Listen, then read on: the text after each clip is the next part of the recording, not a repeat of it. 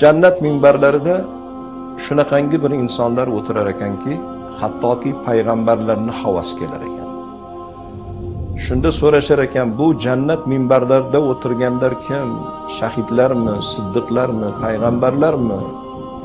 Deganda Alloh marhamat qilar ekanki, jannat minbarlarida savlat to'kib o'tirgan bu odamlar payg'ambarlar emas, siddiqlar emas, shahidlar emas. Ular Alloh uchun bir-biriga do'st bo'lgan. Alloh uchun bir-biriga oqibat qilgan. Alloh uchun bir-biriga sadoqat bilan xizmat qilgan do'stlar. Ana bugun o'sha do'stlikni mukofoti jannat minbarlarini Alloh bularga nasib etdi deb jannat ahliga ko'rsatilar ekan. Bir odam do'stini ziyoratiga ketayotgan payt inson suratida bir farishta yo'llarini to'sib, "Ey birodar, qayerga ketyapsiz?" degan savol